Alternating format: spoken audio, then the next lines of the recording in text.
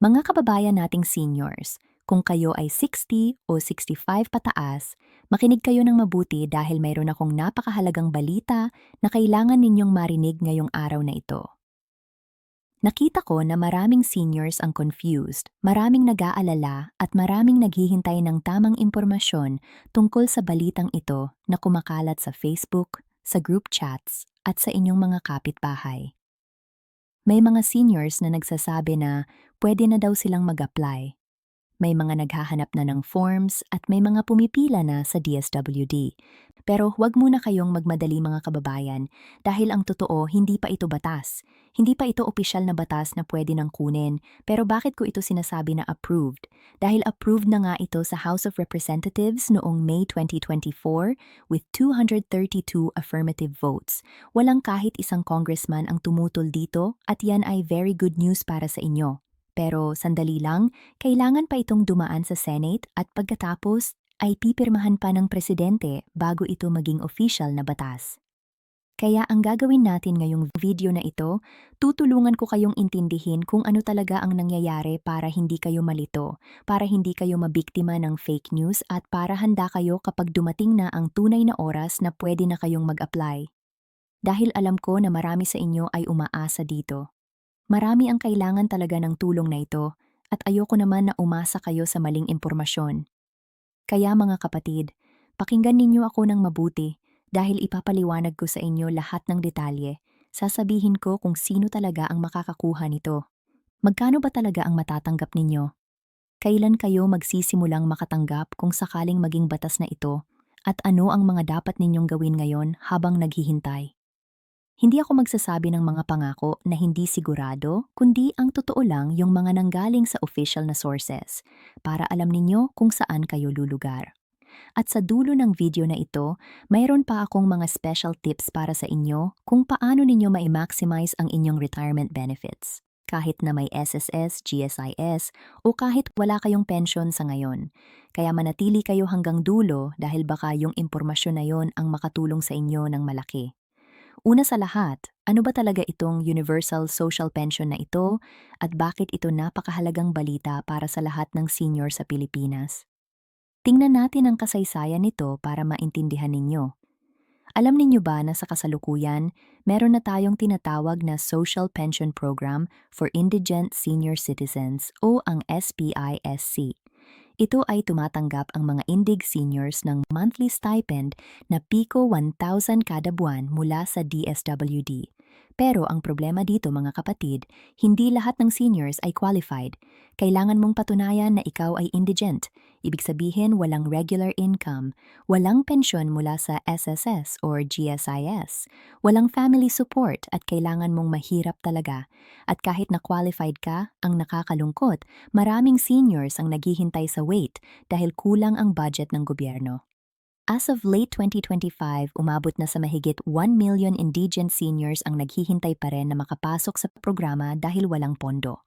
Kaya ang House Bill 10423 na ito, ang layunin nito ay baguhin ang sistema. Gusto nitong gawing universal. Ibig sabihin para sa lahat ng seniors kahit mayaman ka o mahirap ka basta 60 years old ka o mas matanda na qualified ka na. Ngayon, ano ba ang sinasabi ng House Bill 10423 na ito sa detalye? Pakinggan ninyo ng mabuti dahil ito ay medyo komplikado pero ipapaliwanag ko sa inyo ng simple. Ang batas na ito ay nag-a-amend o binabago ang Republic Act 7432, ang Senior Citizens Act of 1992. Sa ilalim ng panukala na ito, may dalawang stages ng implementation. Sa simula, kapag naging batas na ito ang mga indigent seniors, yung mga walang kita ay patuloy na makakatanggap ng FAT 1,000 monthly. Pero yung mga non-indigent seniors, yung mga may kaunting kita or may pensyon na mula sa SSS or GSIS, ay makakatanggap naman ng high 500 monthly. Medyo mas mababa ito pero ang maganda dito, hindi ka na kailangang patunayan na mahirap ka basta senior citizen ka na at Filipino citizen ka, qualified ka na at pagkatapos ng 5 years mula nang maging batas ito, lahat ng seniors ay makakatanggap na ng at least pa 1,000 monthly, walang discrimination. Walang kailangan pang background check kung mahirap ka o mayaman ka. Ang gusto nila ay gradual increase ng 100 every year until umabot sa mga 1,000 para sa lahat. Kaya ang pangmatagalang vision ay talagang pa 1,000 para sa lahat ng seniors, regardless of economic status, regardless kung may ibang pension ka na. Pero heto ang malaking tanong na alam kong tumatakbo sa isip ninyo ngayon. Kailan ba talaga ito magiging batas at kailan ako makakatanggap ng pera? Mga kapatid, ito ang reality check na kailangan ninyong marinig. As of January 2026, ang House Bill 10423 ay approved na nga sa House of Representatives noong May 21, 2024. Nanalo ito ng 232 to votes. Walang nag-oppose, lahat ng congressmen ay sang-ayon na ito ay dapat maging batas. Pero ang problema hanggang ngayon, nakatingga pa rin ito sa Senate. Hindi pa ito napag-uusapan sa committee level sa Senate at maraming senators ang hindi pa nag-commit na susuportahan nila ito. Noong January 20, 2025, may 6,000 seniors pa nga na nagtipon sa labas ng Senate building sa Pasay City para mag-rally at hilingin sa mga senators na pag-usapan na ang bill na ito. Kasi alam ng mga seniors na ito ay napakahalagang tulong at nahihirapan na sila sa pagtaas ng presyo ng bilihin ng gamot, ng pagkain at ng lahat ng pangangailangan sa araw-araw. Ang sabi ng United Senior Citizens Party List Representative Milagros Aquino Magsaysay na siyang pangunahing author ng bill na ito, may oras pa raw ang Senate na ipasa ito bago magtapos ang 19th Congress. Pero ang katotohanan, malapit na magtapos ang regular sessions ng Congress at kung hindi ito mapapasa ngayong termino, kailangan pang i-refile ito sa susunod na Congress at lahat ng proseso ay magsisimula ulit mula sa simula. Kaya ang appeal ko sa inyo mga kapatid, kung kayo ay may social media, kung kayo ay may connection sa inyong local officials, kung kayo ay may mga anak o apo na pwedeng makatulong, i-share ninyo ang video na ito at hikayatin ninyo ang inyong mga senators na kumilos na at pag-usapan na ang bill na ito. Dahil ang batas na ito ay hindi lang para sa inyo, kundi para na rin sa kinabukasan ng lahat ng senior sa Pilipinas. Kasama na ang inyong mga anak at apo na magiging seniors din balang araw. Ngayon, ang isa pang importante ay si Senate President Pro Tempore Jinggoy Estrada. Nagsabi na siya ay sumusuporta sa bill na ito at nag-file pa nga siya ng kanyang sariling counterpart bill, ang Senate Bill 2929. Na halos pareho ang provision sa House Bill for 23. Ang sabi ni Senator Estrada, sa mata ng batas, dapat pantay ang lahat at lahat ng seniors ay dapat makatanggap ng social pension regardless of economic status. Kaya meron tayong pag-asa na ito ay maipapasa pa rin.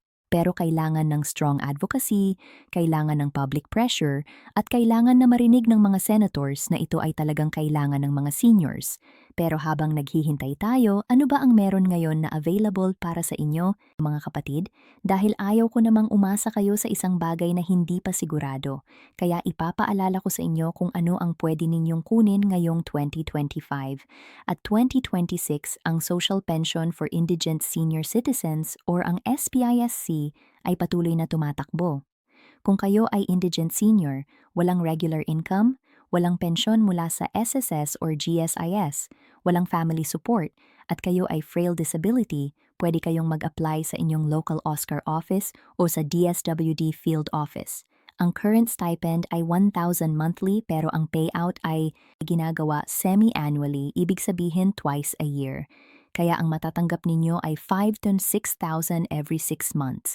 May mga lugar na quarterly ang payout, kaya ang matatanggap ay may 3,000 every 3 months. Depende ito sa schedule ng inyong LGU at ng DSWD regional office ninyo. Ang mahalaga, kung kayo ay hindi pa naka-enroll sa SPISC, pumunta kayo sa inyong barangay at magtanong sa OSCAR coordinator ninyo. Dalhin ninyo ang inyong birth certificate o any valid ID na nagpapatunay ng inyong edad. Dalhin ninyo ang barangay certification na nagsasabing kayo ay indigent o walang regular income at kung maaari ay magdala na rin kayo ng medical certificate kung kayo ay may sakit or disability. Ang proseso ay simple lang, pero ang problema nga lang maraming lugar ay may listang budget. Pero huwag kayong matakot na mag-apply dahil kahit na matagal ang pila, at least nakaregister na kayo. At kapag may additional budget na ang DSWD, kayo ay isa sa mga unang tatawagan. Para naman sa mga seniors na may SSS pension, Meron ding magandang balita para sa inyo.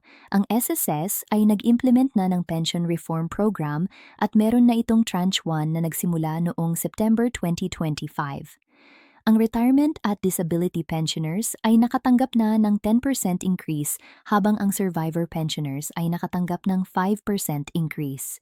At ang maganda pa rito, meron pang tranche 2 na darating this September 2026 na isa na namang 10% increase para sa retirement at disability pensioners at 5% increase para sa survivor pensioners. Kaya kung kayo ay SSS pensioner by September 2026, ang inyong pension ay tumaas na ng total na 21% compared sa dati ninyong natatanggap bago pa mag-September 2025. Halimbawa, kung dati ay pa 5,000 ang inyong monthly pension, pagkatapos ng Tranche 1, naging mga pa 5,500 ito, at pagkatapos ng Tranche 2, magiging mga pat 0 na. Malaki na rin yan mga kapatid. At para sa mga GSIS pensioners naman, patuloy din ang mga increases at adjustments based sa economic conditions. Ang GSIS ay regular na nag-review ng pension amounts at nag-adjust basis sa inflation at cost of living. Kaya kung kayo ay GSIS pensioner, i-check ninyo regularly ang inyong GSIS account online o pumunta kayo sa GSIS branch para malaman kung ano ang latest ninyo na pension amount. Minsan may mga automatic increases na hindi ninyo nalalaman kaya importante na i-monitor ninyo ang inyong benefits. Ngayon, ang isa pang importante na bagay na dapat ninyong malaman ay ang tungkol sa mga hidden benefits at privileges na available para sa seniors. Maraming seniors ang hindi alam na may mga additional benefits sila na pwede nilang maklaim. Una, lahat ng seniors ay may 20% discount sa maraming bagay. Restaurants, hotels, transportation, medicines, groceries at marami pang iba. Pero alam ninyo ba na under House Bill 10312 na approved na rin ng House? Ang discount na ito ay magiging additional na sa any promotional offers or discounts ng mga stores.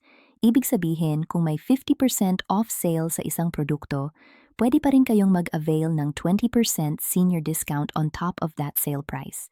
Dati kasi kapag may sale na, hindi na pwedeng gumamit ng senior discount. Pero kung magiging batas na ito, lahat ng sale at promo ay plus pa yung senior discount ninyo.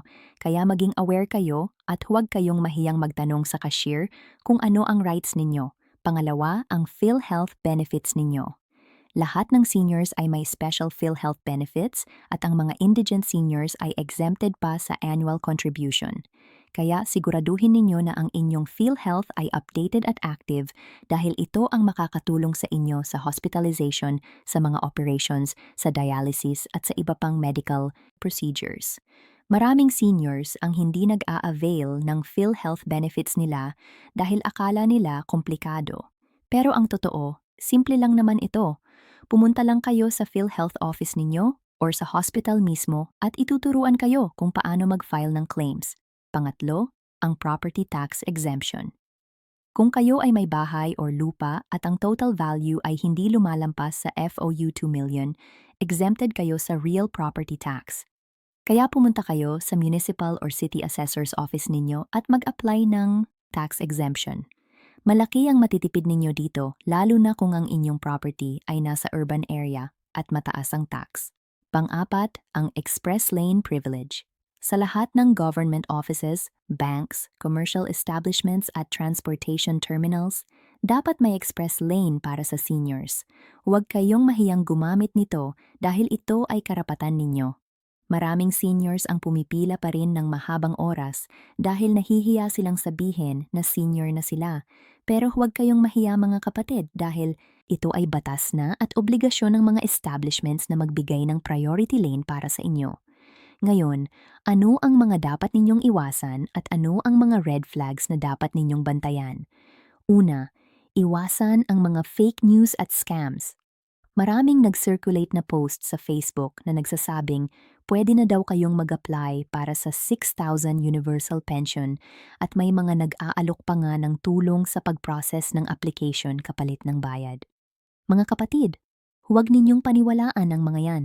Hanggang hindi pa ito official na batas na nakasign na ng presidente, walang application process pa, walang dapat bayaran, walang kailangang processing fee.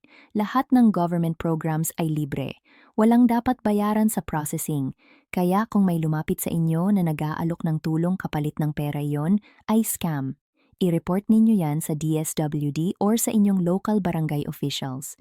Pangalawa, iwasan ang mga unauthorized agents or fixers na nagsasabing sila ay makakatulong sa inyo na makuha ang benefits ninyo ng mas mabilis. Ang totoo, lahat ng government transactions ay pwede ninyong gawin mismo o kung hindi kayo makakapunta, pwede ninyong padalahan ng authorized representative with special power of attorney. Hindi ninyo kailangan ng fixer or middleman. At ang mga yan ay minsan ay nangangako ng mas malaking amount o mas mabilis na release. Pero ang mangyayari, sila pa ang kukuha ng malaking portion ng inyong pera. Pangatlo, i-verify ninyo palagi ang information. Kung may narinig kayo na balita tungkol sa benefits, check ninyo sa official websites ng DSWD, SSS, GSIS o PhilHealth o pumunta kayo mismo sa kanilang offices at magtanong. Huwag kayong basta maniniwala sa mga posts sa social media o sa mga kwentong chismis lang ng kapitbahay dahil ang misinformation ay nakakapag-cause ng disappointment at frustration, lalo na sa mga seniors na talagang umaasa sa tulong ng gobyerno. Ngayon, meron akong special tips para sa inyo kung paano ninyo ma-maximize ang inyong retirement benefits at income streams.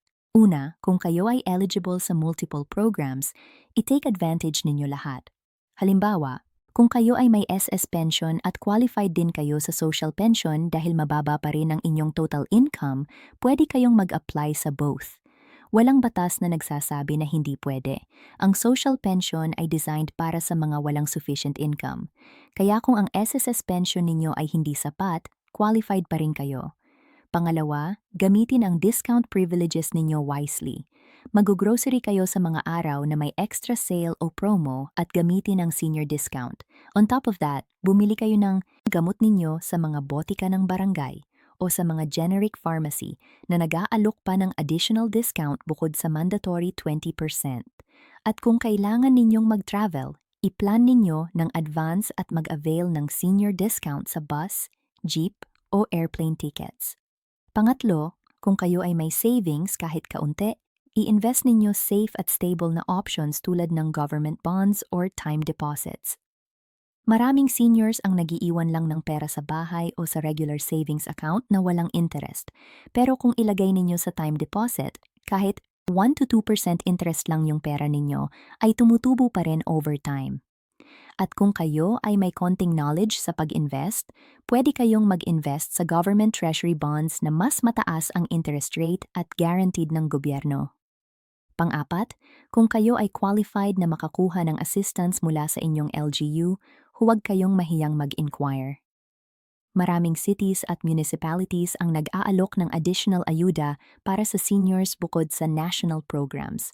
Halimbawa, ang Pasig City ay nag-aalok ng additional local pension para sa indigent seniors. Maraming LGU din ang nag-aalok ng free medicines, free hospitalization, free burial assistance at iba pang services. Kaya i-check ninyo sa inyong city or municipal hall kung ano ang available para sa inyo. At panghuli, at ito ay napakahalagang tip, mag-organize kayo sa inyong community. Sumali kayo sa Senior Citizens Association ninyo dahil kung may organized group kayo, mas malakas ang boses ninyo sa pag-demand ng better services at benefits.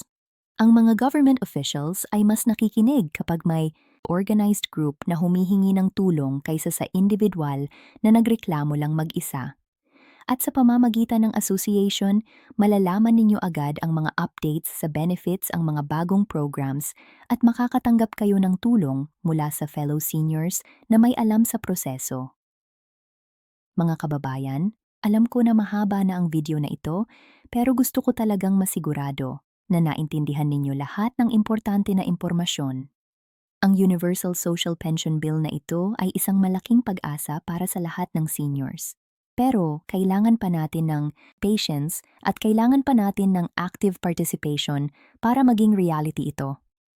Ang estimated cost ng program na ito ay umabot na sa 88.2 billion para saklawin ang 10.1 senior sa buong bansa. Kaya malaking budget yan at kailangan ng thorough deliberation sa Senate. Pero ang maganda, lahat naman ng congressmen ay sumuporta na rito at maraming senators na rin ang nag-express ng support, kaya may pag-asa pa tayo. Ang tanging hiling ko lang sa inyo mga kapatid ay huwag kayong susuko, huwag kayong matakot na magtanong, huwag kayong mahiyang humingi ng tulong at huwag kayong bibitaw sa pag-asa na makakakuha kayo ng sapat na benefits para sa inyong pangangailangan. Kayo ay nagtrabaho ng mahabang panahon. Kayo ay nag-contribute sa development ng ating bansa at ngayon na kayo ay senior na, karapat-dapat kayong makatanggap ng dignified at sufficient support mula sa gobyerno. Kaya patuloy ninyong i-monitor ang development sa bill na ito. I-share ninyo ang video na ito sa inyong mga ka-senior at sama-sama tayong mag-advocate para sa passage nito. At habang naghihintay tayo, samantalahin ninyo lahat ng available benefits na mayroon na ngayon. Mag-apply kayo sa SPISC kung qualified kayo. I-update ninyo ang inyong SSS o GSIS accounts. Gamitin ninyo ang inyong senior discount privileges at mag-avail ng lahat ng services na available para sa inyo. Dahil ang bawat piso na matitipid ninyo, ang bawat tulong na makukuha ninyo ay nakakatulong sa inyong daily living at sa inyong peace of mind. Maraming salamat sa pakikinig sa akin ngayong araw na ito mga kababayan. Sana ay naging kapaki-pakinabang video na ito at naging mas malinaw sa inyo kung ano ang status ng Universal Social Pension Bill at ano ang mga benefits na available na para sa inyo ngayon.